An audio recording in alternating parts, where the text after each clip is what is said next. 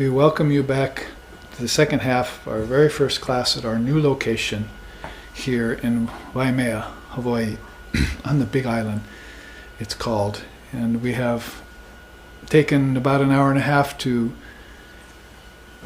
take a more than cursory look into prana, which is what we need to do. Prana, tanmatra, remember 5 subtle elements, part of your inner worlds, part of your inner life. The elements don't disappear just because you go into sleep or because the worlds end. They just go back to their subtle form. So we're talking about akasha, and the 5 akashas too, and we know that then akasha defies time and space. Then, like time in a dream tonight or in a coma, it's gone, really, isn't it? Or it's completely malleable. It's either elongated or shrunk, you don't know which. Same with space. Space gets so subtle that the only way we can really think about spiritual life, about inner space, is that it has no dimension anymore, as we usually think of it. There's no height, width, depth, breadth, length. It seems to be, but it's like, wisdom in a computer chip. There's a lot of it there, gigs maybe, but it just doesn't take up any space. So sort of like that. That's maybe why people don't have a real definitive inner life, and except for some very rare souls we hear about, don't take these conscious journeys inside themselves and speak with their ancestors or have darshan with Sri Ramakrishna Paramahamsa or with Shiva or Divine Mother, that you hear reports about people. Great souls have had these experiences and so forth. Samadhi, like you said, get samadhi in 6 months. Yeah, great, Swamiji, for you. We're very impressed down here, we can tell you.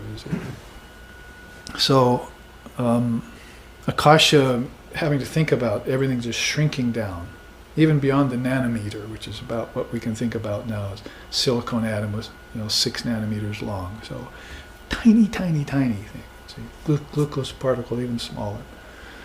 So,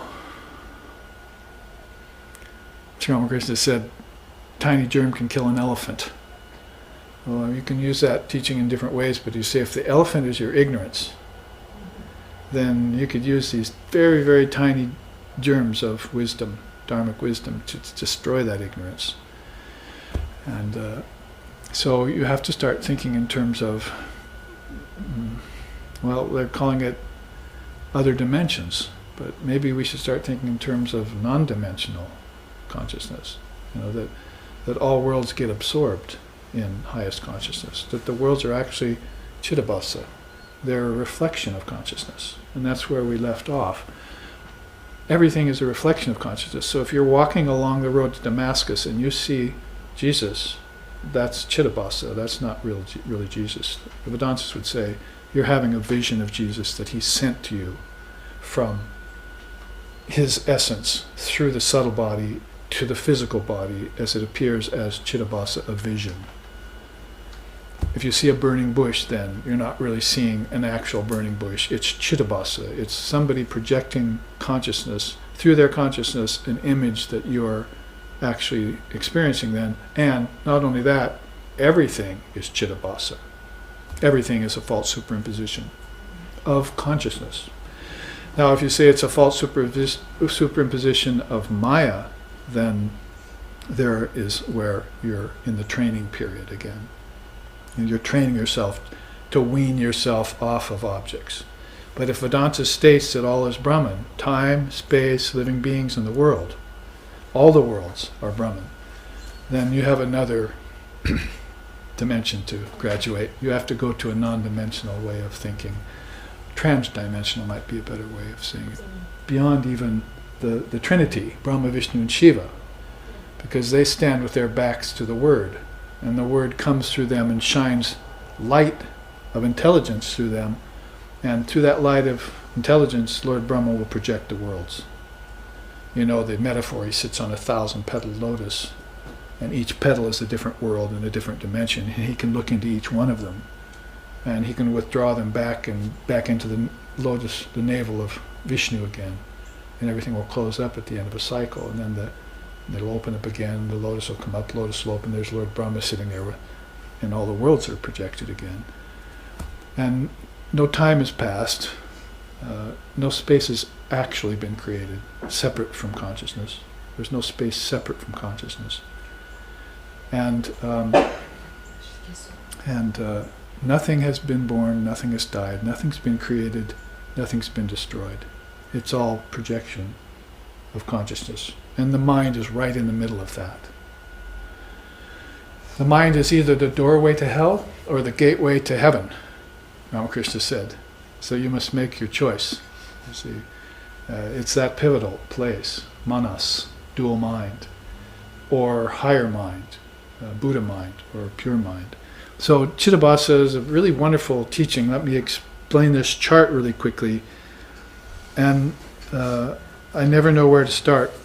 It can start where we are as physical bodies and move inwardly, or we could just start from where, beyond all beginnings, and say Brahman is, and just start with absolute reality. But this trickle-down process, these lines mean really a trickle-down of consciousness, that if Brahman is static and immutable and doesn't move and is all-pervasive and everywhere, is an eternal and is indivisible, all those words that we gather together in English to try and give us some sort of an idea with our intellectual minds of what absolute consciousness is, short of actually meditating on it and entering into it.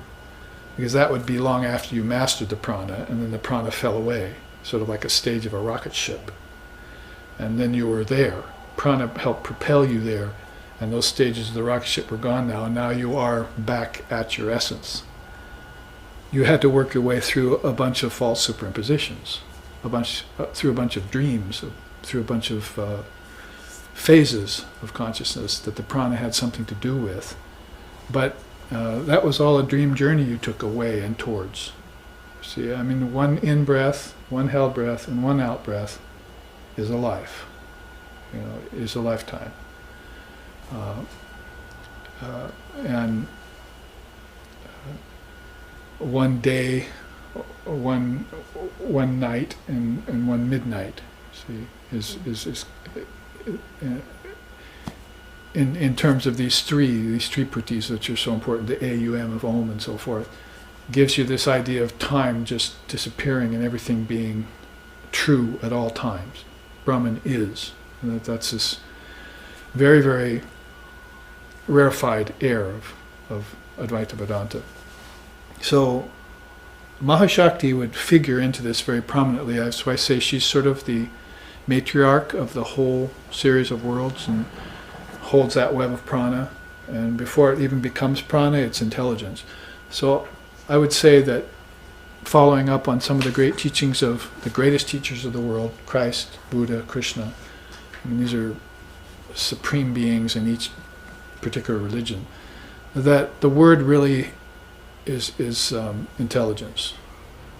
It's pure intelligence. It radiates like a sun radiates here. And in fact, when Swamiji said, and I mentioned in the first half, that there's no difference between you and the sun, you don't have to take that just on the physical level. The sun and all the billions of suns that are vibrating in the sky are your thoughts, are the thoughts of a great mind. That's how powerful thought is, and how revelatory it is, how full of light it is. So that might be physical fire and light that's radiating off of suns, but it's a metaphor, it's a symbol for the suns in the inner world. The inner world is in your mind, right? And that's in the consciousness. So you're stepping back into these worlds where great souls are having great thoughts. And this is the result. See, we're holding this world as a mass of, 8, 9, 10 billion people now. Forget the numbers anymore. But we're holding that with our own thought. With the collective mind of humanity is holding this world. And ancestors are holding their world. And this is all done by the power of thought. It's like thought is like intelligence. So back to cosmic intelligence here, called Buddhi. That's why Lord Buddha named himself after it. is that's like the highest thing that you can possibly think of short of Brahman is pure intelligence. It's Sat, Chit, Ananda. The Chit part of that word is a three again, right? That Tripruti. The Chit part of that word means intelligence, supreme intelligence. So that's what you would feel shining off of the word if you were to approach the word. The word, both capitalized, THEWORD, the word, Om. And as that takes the, this is where Chittabhasa will come from. You see, I mean, it's going to enter into denser realms. Intelligence is going to, pardon the expression, dumb itself down. And that's where you get these ideas of causal to subtle to gross. That's Karana, Sukshma, and Jagat. The three worlds. Jagat is the equivalent to the waking state, and Sukshma is equivalent to the dream state, and Karana is equivalent to deep sleep. So all of these worlds are spread out, cosmologically speaking, in that way. And you have a sharira, it means a body or a covering or a sheath. You have a Karana sharira, you have a Sukshma sharira, and you have a Jagat sharira, they call it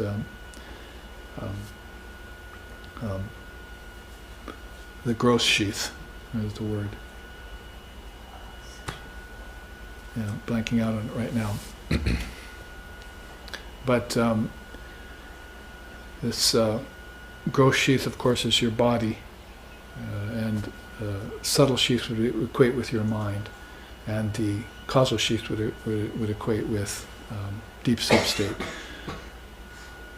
Prana takes you through waking and dreaming, but when it hits deep sleep, you're at a very high akasha, you're in a very high land, and form disappears. In deep sleep, you don't have an ego, you don't have worries, you don't have objects, you don't have cars, you don't have children.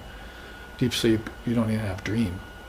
And it's because your ego has been put on hold. Because the ego mind, will project all these things. Thought, conceptualization, visions, imagination, projection, invention, desire. All of these things are happening in that fourfold mind at the behest of intelligence mixed with mind, mixed with ego, and of course mixed eventually with desire.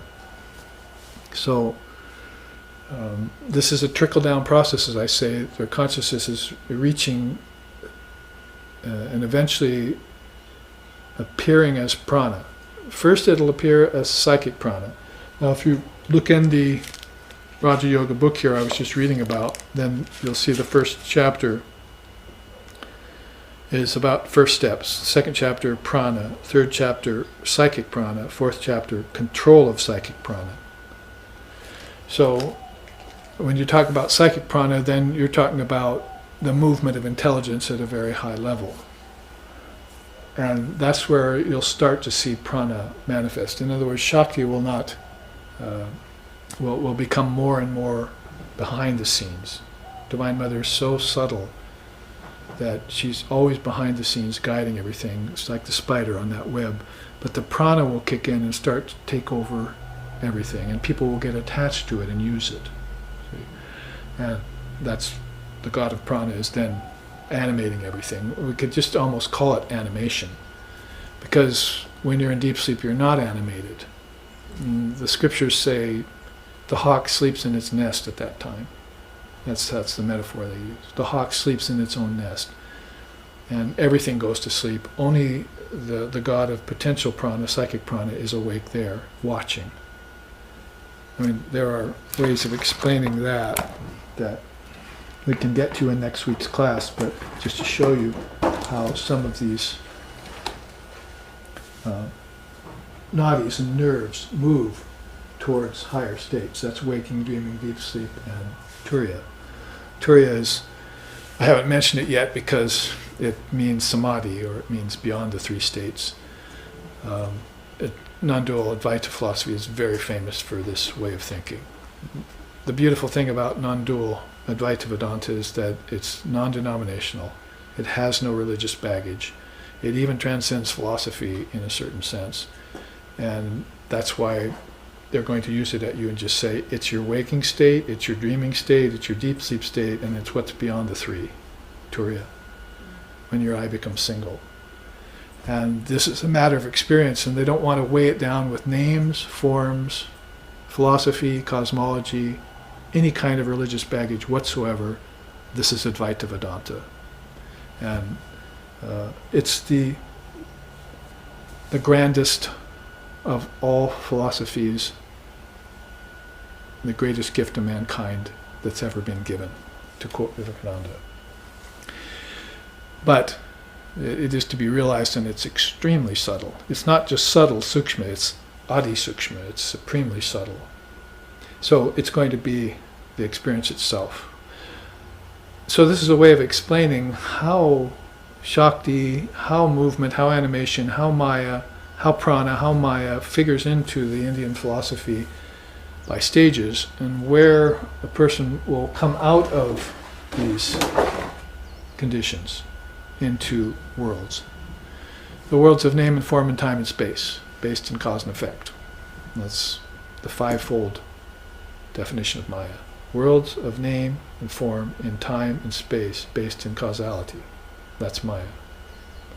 Anytime you see time, space, name, form, causality working, you're in Maya. That's Chittabasa's work. See? Anytime you don't see that happening, I'm in non-dual samadhi now. See? And that's how a rule of thumb for the seers. Oh, I know where I am in consciousness now by those signs. If Maya is working doesn't mean if I'm illumined that I have to buy into it like others have, but I'm going to have to bear with it. If I take a body, I'm in Maya. That is, my body's in Maya. They asked Vivekananda about that, and he said, but you are never really in Maya, it's Maya that's in you. So get rid of it. So you don't hold the illusion of bondage idea when you come into Maya. You hold the realization of ever free, never bound. And then you deal with Maya from that standpoint. So that's how you're going to keep your eye single while you take on these two eyes, these two noses, and two nostrils, and two ears, and so forth.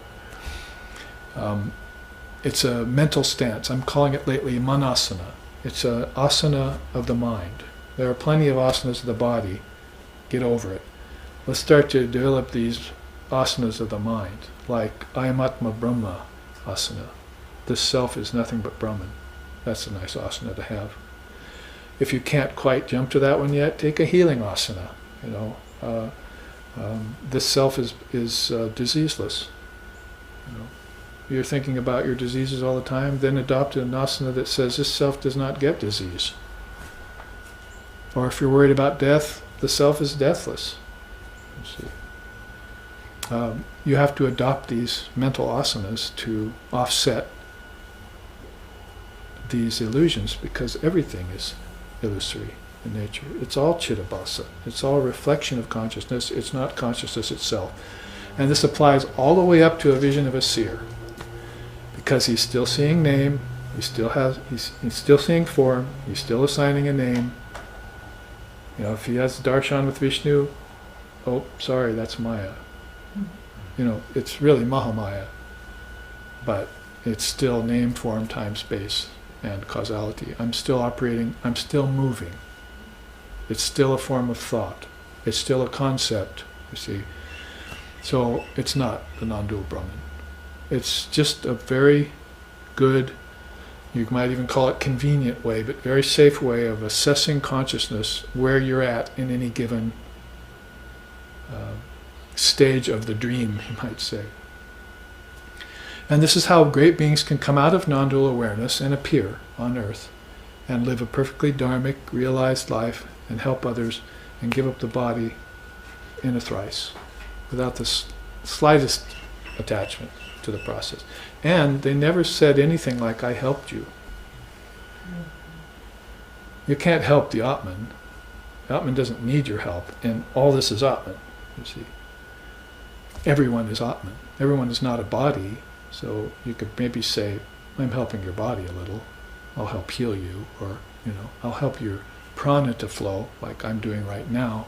I'm going to convince you of prana so you can get it to flow better, and that might help you on the relative sense, you see. Or I can give you dharmic wisdom from India that I've gathered, and that's going to help you on the intellectual and philosophical level. But you never found a wise soul, a realized soul, saying, oh, I'm coming to earth to help souls. I'm not saving souls. You can't save a soul, just like you can't create a soul. A soul was never created. And in fact, if you talk about soul with a small s, it's a reflection of consciousness. It's not consciousness itself. That's where body and prana and mind and intellect and ego, the five sheaths, all get stripped away. See? That's in highest realization. You're never the five sheaths. Another nice five there. The koshas, they're called. So whether you put it in terms of three shariras, three bodies, or five koshas, then you'll find that these different ideologies, philosophies of India, darshanas, they're called. We don't really have a good word for it in English, but darshana means a clear way of seeing God. So these six orthodox darshanas, the non-orthodox darshanas like Buddhism and so forth, all these various darshanas are ways that have been devised by the seers and saints and sages for people to guide themselves in and out of embodiment safely.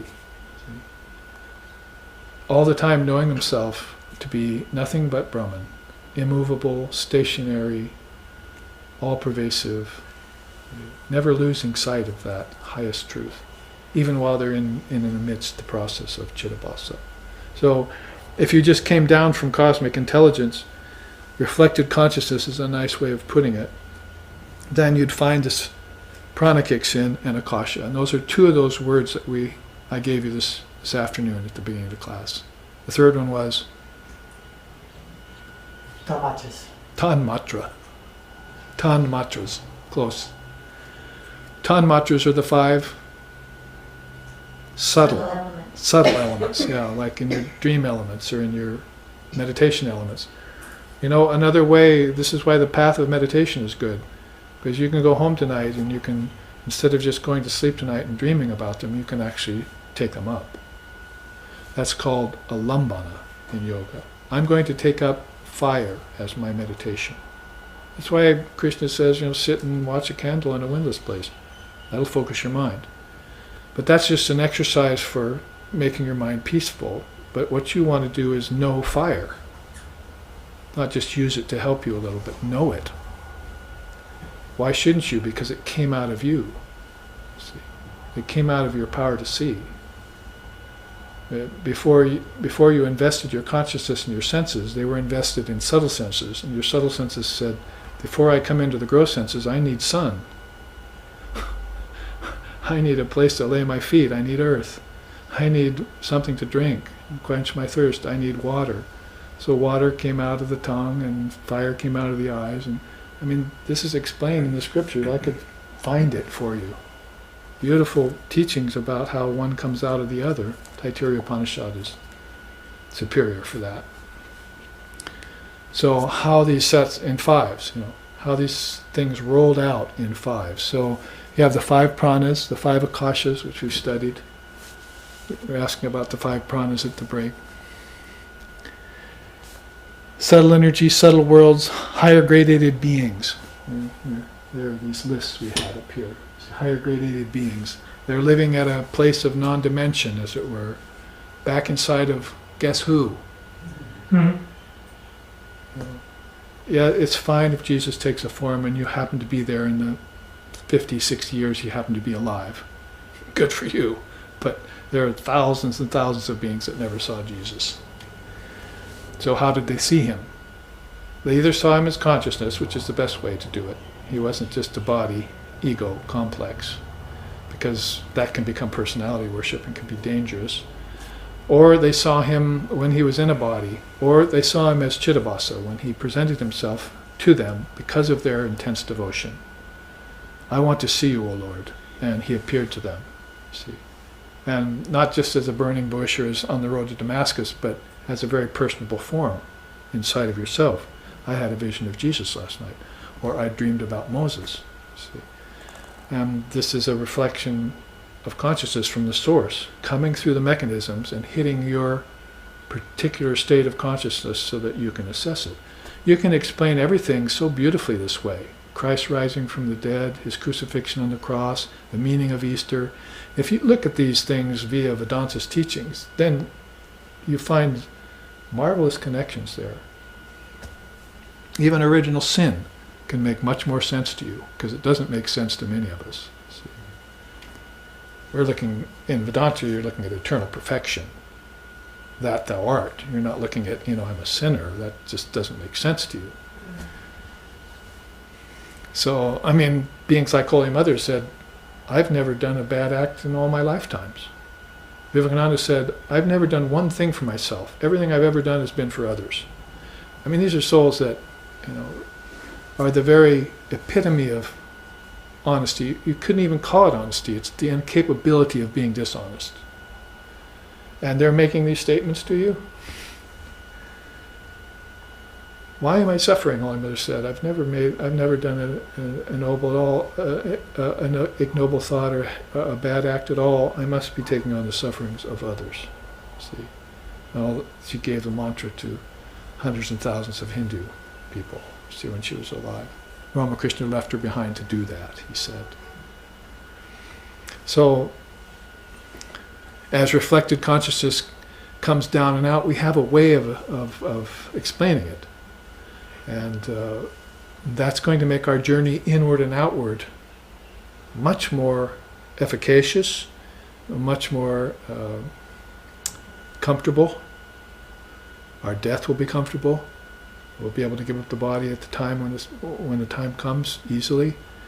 And until such a time as when dualities like coming and going disappear from our mind in highest realization, and we can merge like a hailstone in an ocean, Shankara said.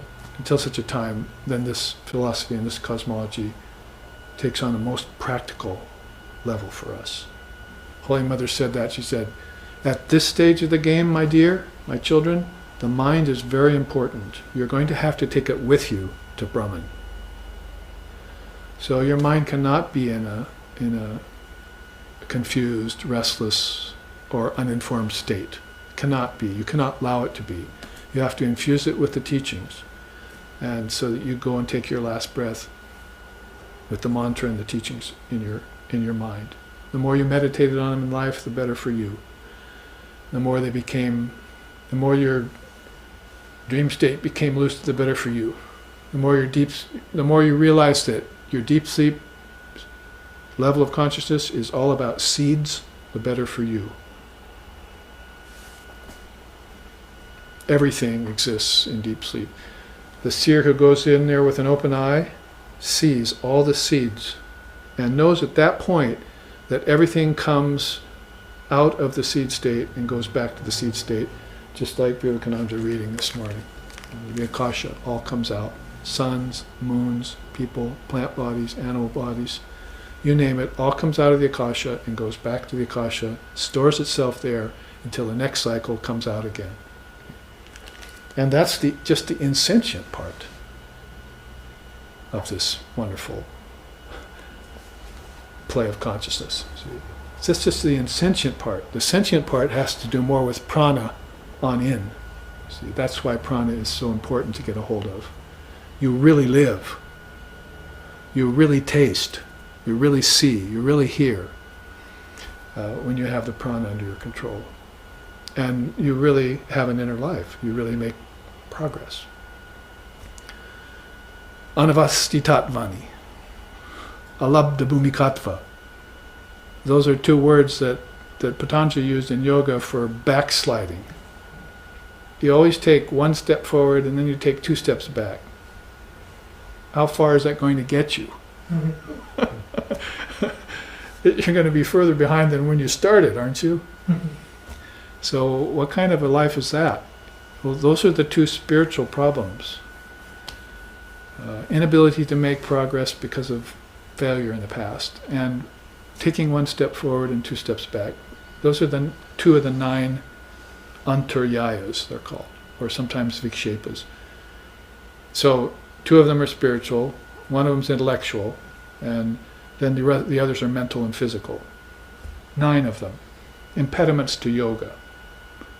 So if you examine these, you know why you're taking 1 step forward and 2 steps back all the time, and you can tell yourself, I'm not making progress, this is not working, I got to find a guru, I have to awaken my prana, I have to learn the art of meditation, whatever it takes, I have to find out who I am. Not who I think I am, or I thought I was. And I don't want to have, 20/20 hindsight either about the matter. So this has to be paid for and brought forward. See, if prana and akasha and gradated beings, then you find the ego-mind complex, thought, conceptualization, visions, imagination, projection, invention, desire. The word overall in India is sankalpa. Krishna says in the Gita, Arjuna, beware of sankalpa, it's a positive evil. Sankalpa means projecting things in time and space. Mental projection is sankalpa. And if you call it vikalpa, you're doing it via desire. So the worlds are all projected out of desire. Now, at the level of the Vairagyas and so forth, that desire is very pure. When Brahma, Lord Brahma, we're not talking about Brahman, you know the difference between Brahman and Brahma. When Lord Brahma comes to project these worlds at a very high level, in a very deep loka, in a very subtle akasha, at the beginning of a cycle, he's doing it out of pure sattva. He's not doing it out of rajas and tamas. You see. You're not holding on to a world and fearing death, trying to elongate your life, longevity, so that you can enjoy more food and go to the bathroom more, and all the things that happen. Aren't you tired of those yet? Running your mind, restlessness, problems, brooding, worries, the world going to hell in a handbasket, all those things, aren't you going to be glad to be rid of them because you're happy in deep sleep when you're rid of them? So how can I bring that kind of evenness of mind, even in the worst chaos, under my control? So by getting a hold of this prana, you can do that, because the prana is erratic. And because it's erratic, this is how it behaves. I mean, if you finish this up, it's just time, space with the 5 subtle elements. What are those called? Tanmatras. 5 gross elements: air, earth, fire, water, ether. Physical universe comes out of that. Flow of events, karma happens then. Human embodiment, the physical body itself, senses of knowledge, senses of action. All of this just trickles down. There are 5 of each of those. Tasting, touching, hearing, smelling, seeing, right? And so forth. And your senses in dream tonight, you also see, taste, touch, hear, and smell in the dream. So you have the akasha 5, and you have the consciousness 5. The senses are more endowed with consciousness. The elements are less endowed with consciousness. So everything gradates. But remember, it's all reflection. Anytime you see name, form, time, space, and karma working, it's all reflection. Sometimes the reflection's at a very high level, like at Lord Brahma's level, and sometimes it's at a medium level, and sometimes it's at a very low level, very gross level. That's called causal, subtle, and gross. And this is how you're going to measure the spiritual life that you're beginning to create for yourself. You're going to have a gauge for it. You're going to know where you are from time to time. You see, in your meditations or after you pass from the body. You'll know where you are. So if we looked at that, then you can see Shankara's rather humorous way of putting it here. He says, for the knower there is no more danger than the neglect of remaining in Brahman. To be always in Brahman should not be neglected, for that neglect is death. In other words, you give yourself to the illusion of death again and again. And you want to be born in consciousness and die in consciousness again and again, like these tulkus and these rinpoches and these enlightened souls. So the way he says this is, the whole thing for him starts on the sense object, the senses brooding on the sense objects. That's prana on down, right? I mean, if you were to use your prana for something other than enjoying the world, then this process wouldn't happen. But so many people are experiencing this process. Now, some of us can maintain. Okay, so we're not enlightened yet, so we say, so-called, so we say, well, I can at least keep my mind from brooding most of the time. You see? So I have some peace of mind. And the Holy Mother said, you need peace of mind first and foremost. So she meant, don't lose your peace of mind for any reason. Not for money, not for children, not for work or job or money, any of that. You should not sacrifice your peace of mind for any reason whatsoever. If your peace of mind starts to go, give up whatever it is that is taking your peace of mind away from you. On the spot, no matter what. And then you can keep that balance. Sattva, it's called. Not rajas and tamas, you see, but sattva. So brooding on the sense objects, the mind gives away its prana to outer things, to such ignoble things as drugs and alcohol and evil doings and war and so forth. I mean, pretty soon your energy is all going towards devilish things and away from divine. Now, Tantra calls that pasu, virya, and daiva. Those are the three temperaments of the soul. Pasu means animalistic. Animalistic.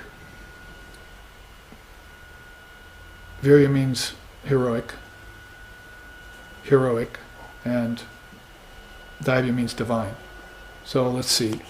Ravana, animalistic. Hanuman, heroic. Ram, divine.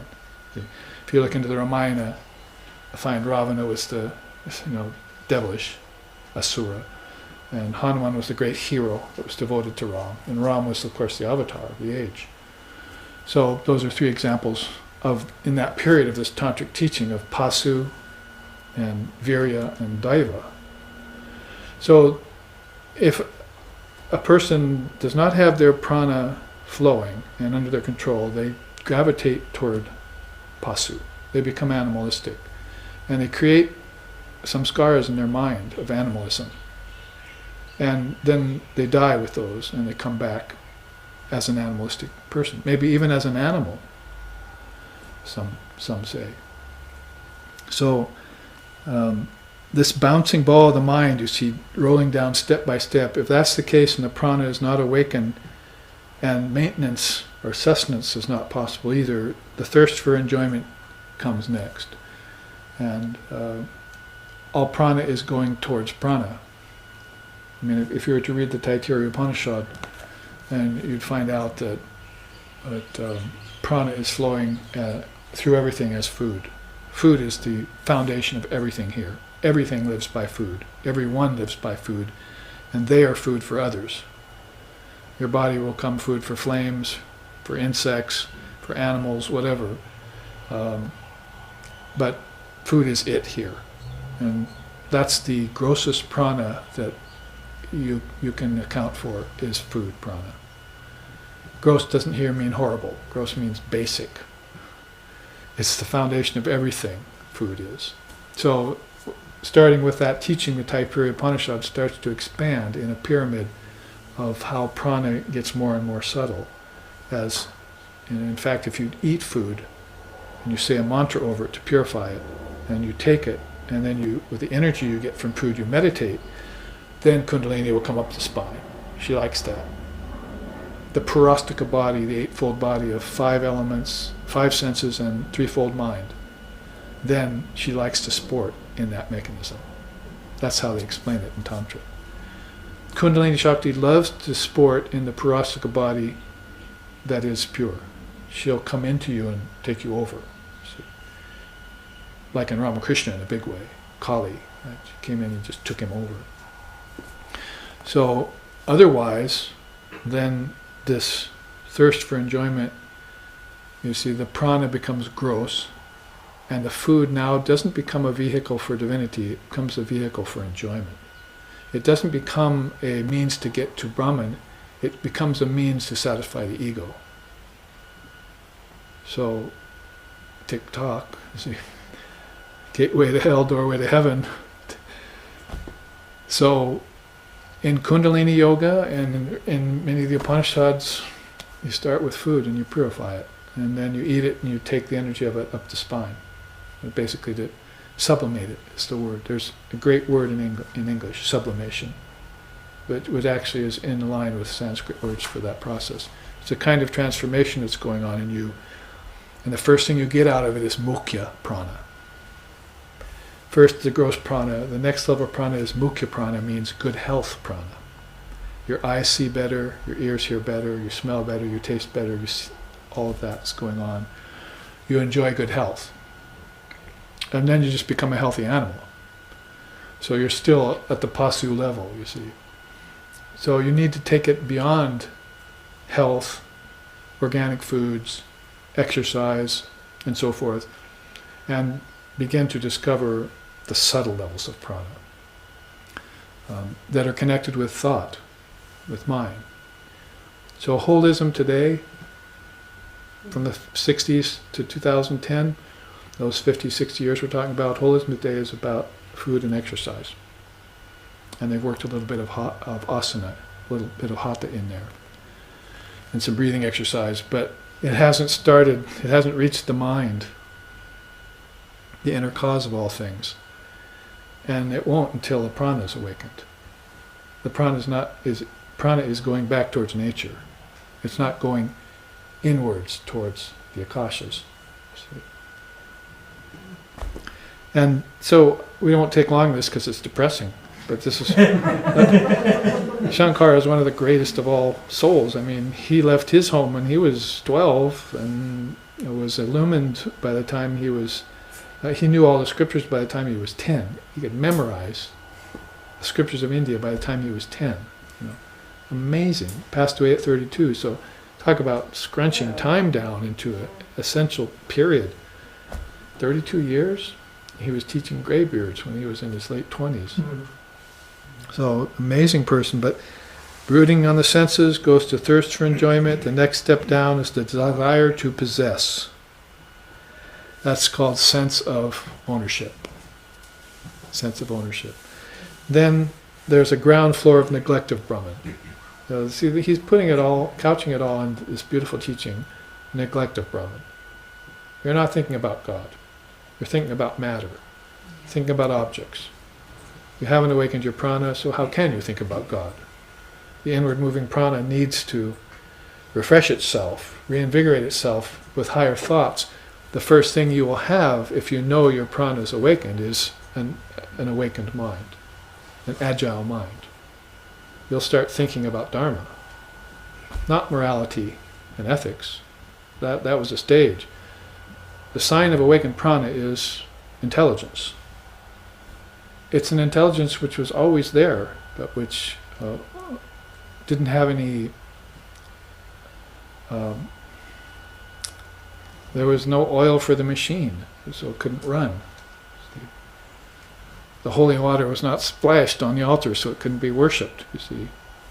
So you're going to have to take that prana and refine it and throw it at the mind, so the intelligence will awaken. It's buried. So it's an animating force again, for everything prana is. And don't get me wrong, prana is not a purely sentient force. It doesn't have a life of its own.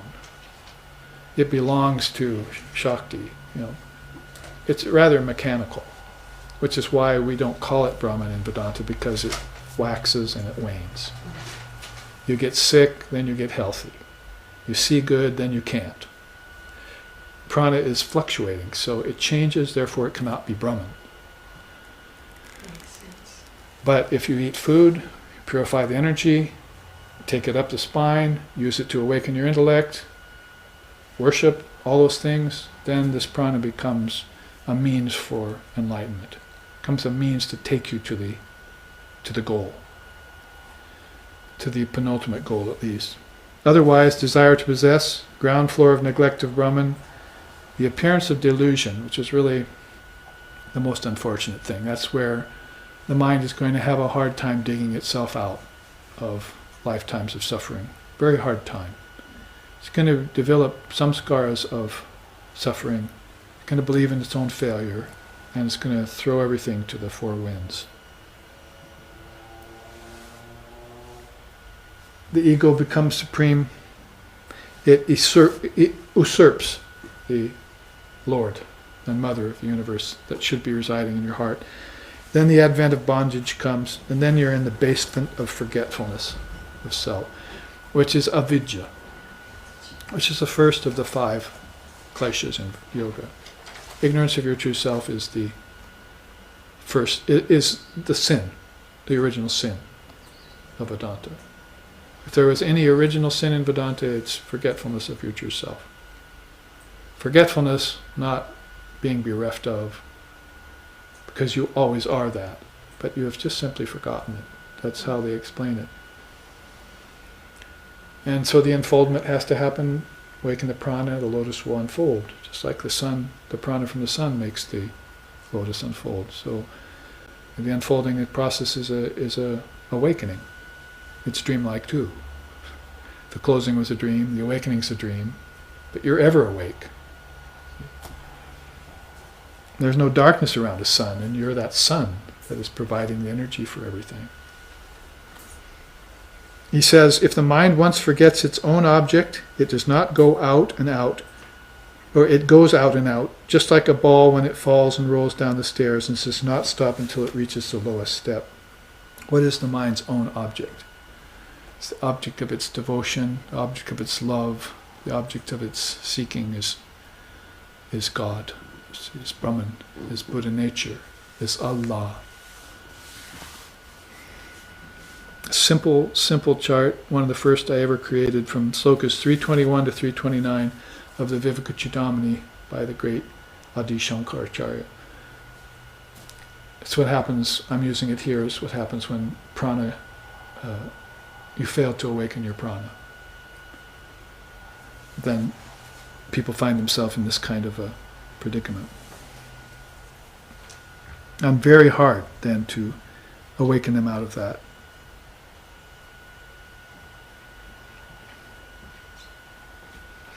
Chittabhasa we looked at, ground floor there we looked at, forgetfulness, and our time remaining is about 10 or 12 minutes. Is there time to enter in?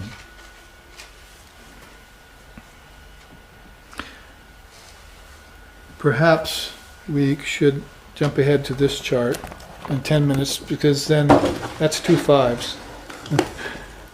So we can look at this, how Vivekananda describes the one prana in 5 forms. There's the god of prana, Ekaprana, and there's the 5 handmaidens, as it were. And this chart has been formulated to show how the 5 pranas can be used in a sort of triangulation to reach higher and higher levels of consciousness.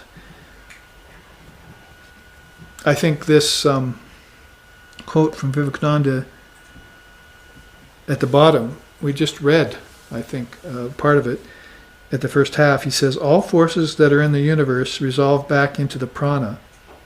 In the next cycle, out of this prana evolves everything that we call energy, everything that we call force.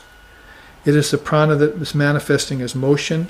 It is the prana that is manifesting as gravitation, as magnetism. It is the prana that is manifesting as the actions of the body, as the nerve currents, as the thought force. From thought down to the lowest force, everything is but a manifestation of prana. Now, if you look into that statement, you see how he's thinking. This is how I would see how the train of thought Vivekananda is using. It is the prana that's manifesting as gravitation and magnetism. That's for the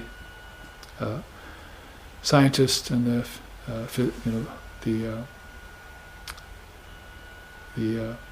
quantum physicist. See, they're thinking in terms of those laws. Next, it is the prana that's manifesting as gravitation, the same thing, and as magnetism. It is the prana that is manifesting as the actions of the body. So there you have the physician. It is the prana that is manifesting as nerve currents. So, and there you have psychologist. It is the prana that's manifesting as the thought force. There you have the genius or the intellectual or the thinker. So all levels of being are using this one prana in its 5 forms for the 4 different temperaments of people. The studious, the devout, the contemplative, and the active. And those go with the 4 yogas. Studious goes with Jnana Yoga, devout goes with Bhakti Yoga, and the contemplative goes with Raja Yoga or Dhyan Yoga, and the active goes with Karma Yoga. See? So he's looking at all the 4 temperaments of human beings and sort of bringing out the fact that prana is in everything and you're not accounting for it.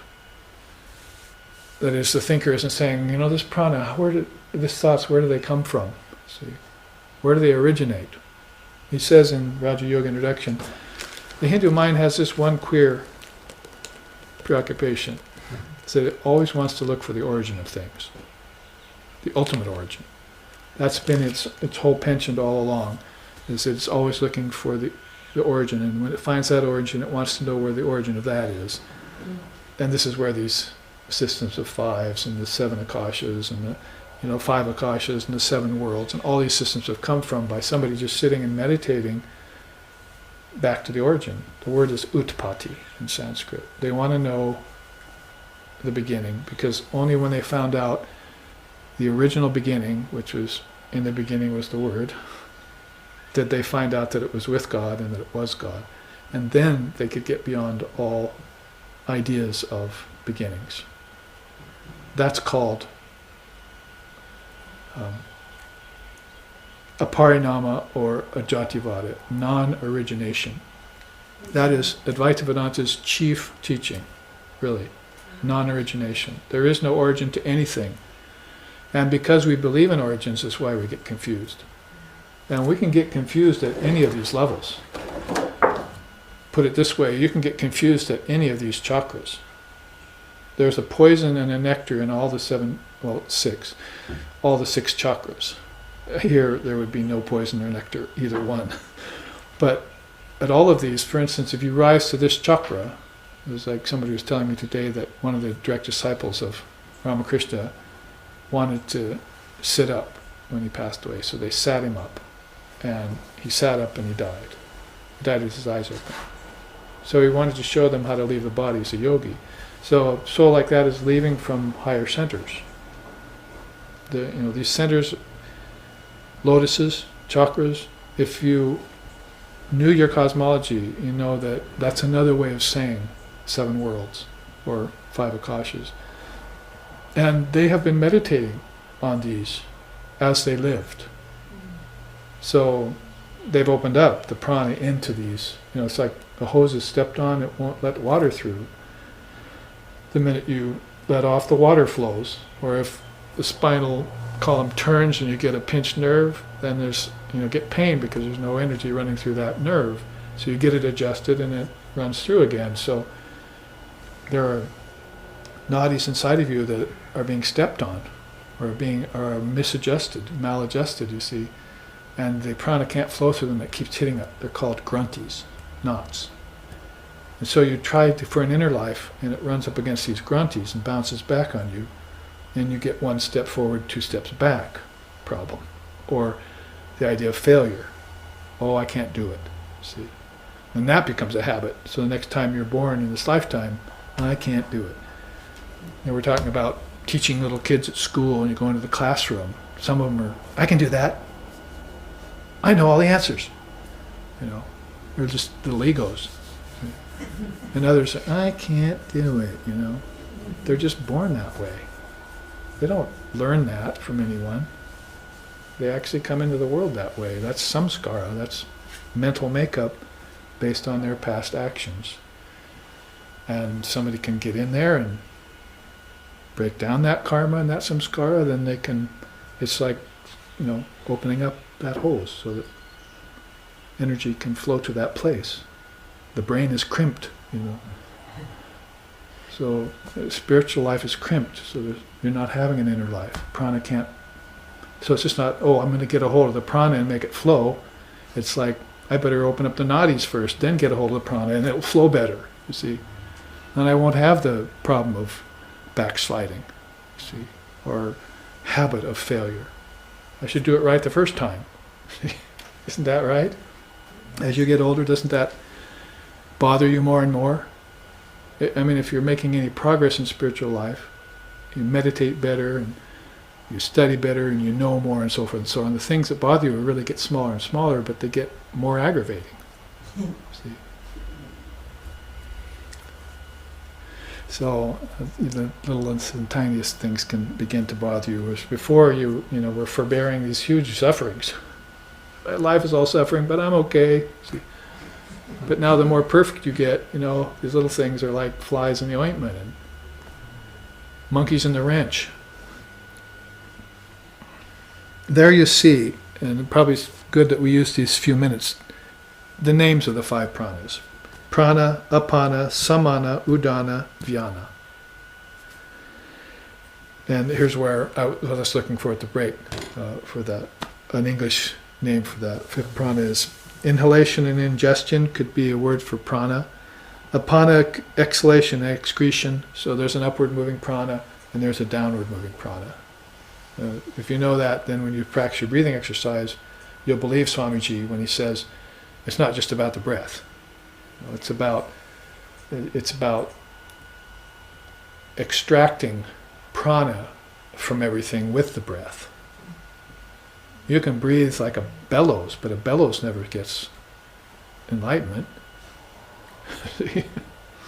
A bellows puffs all day at the fire, but it doesn't get enlightened.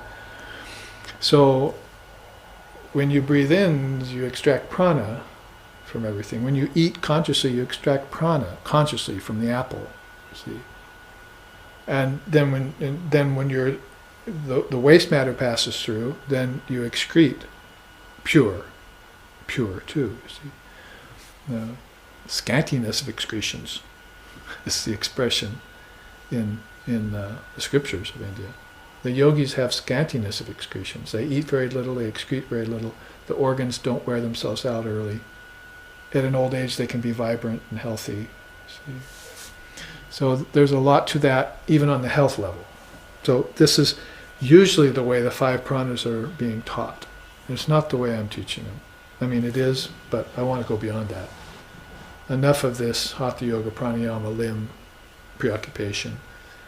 The yamas and niyamas are more important, really, and they're the first 2 limbs. And then pratyahara, that you can't take your mind off the object. That's 5th limb, and that's a falling. That's where you fall down from yoga. That you cannot take your mind off of the object. First, it's outwardly. That's called attachment.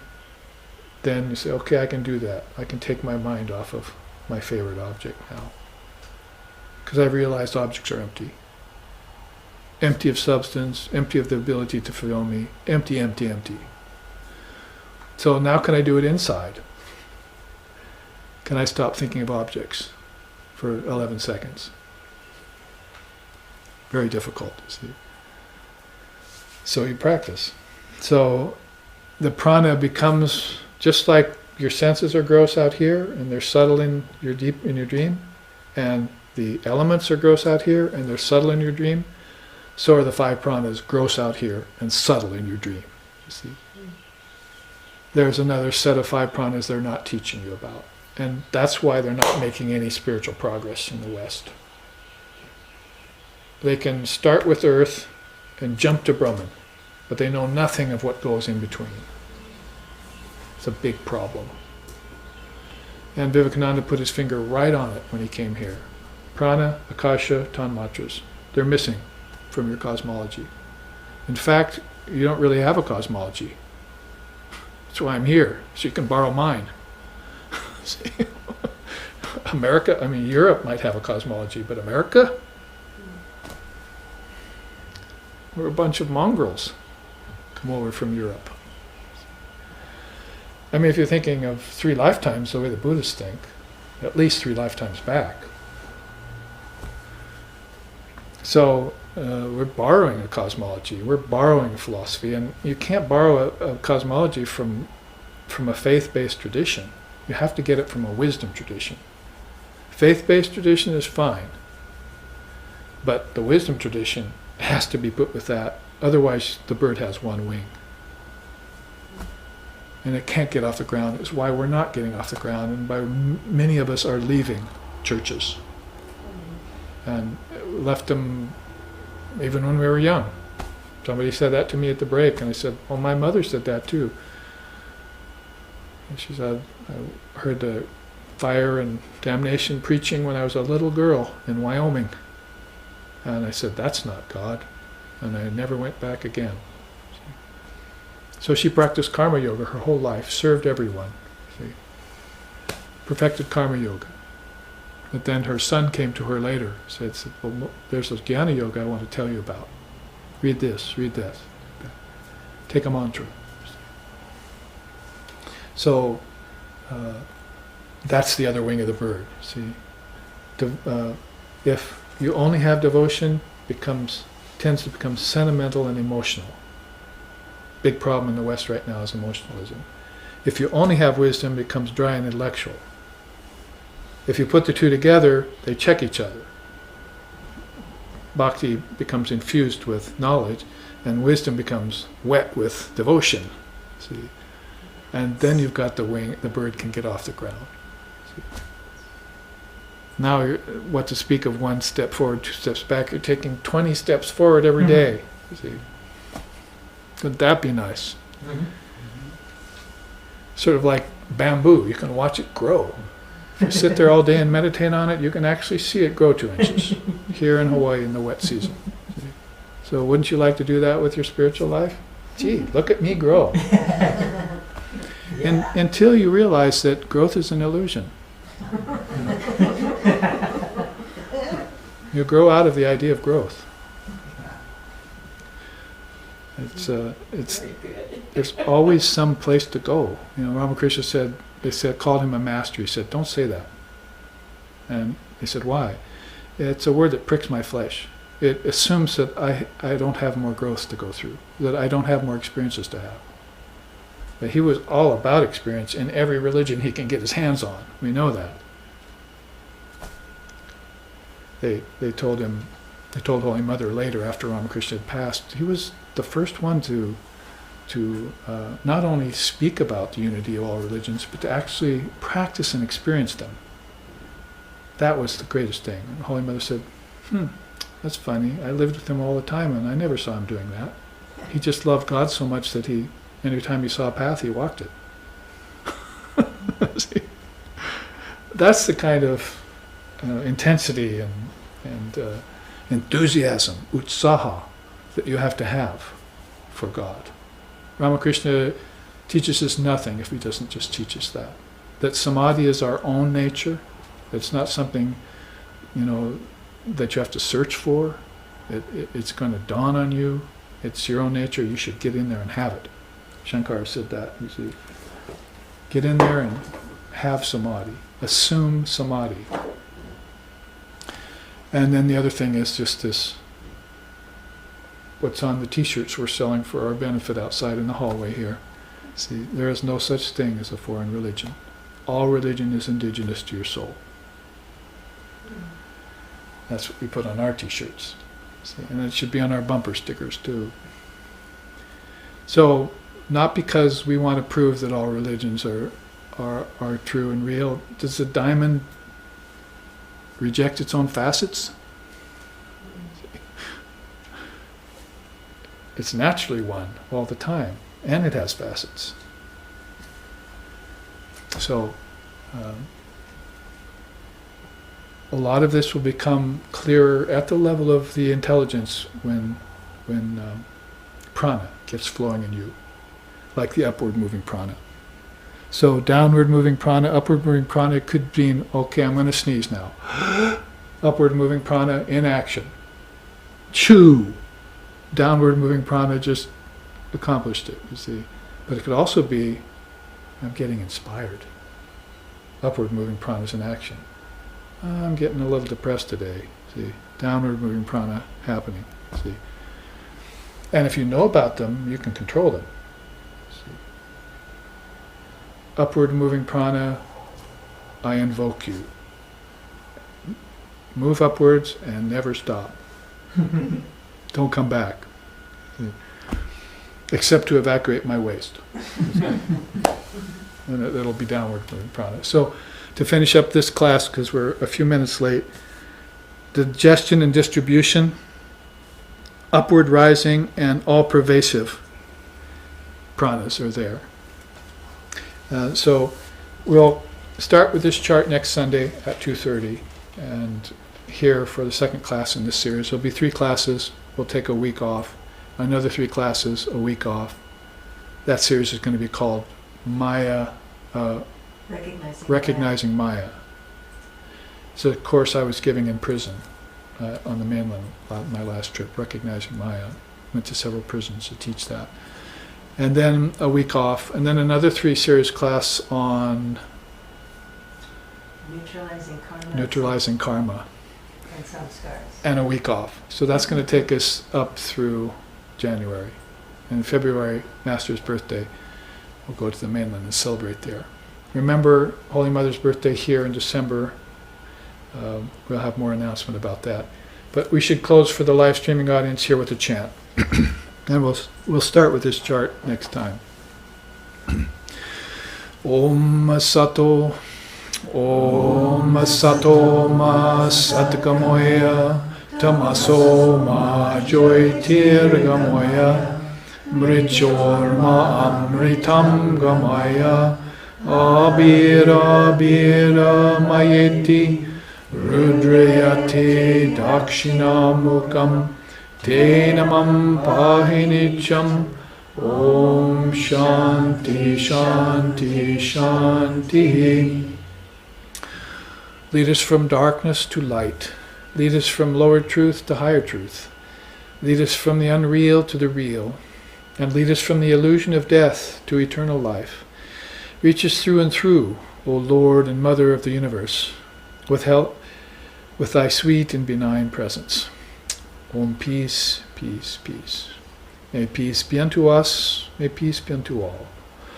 Om Hari Om.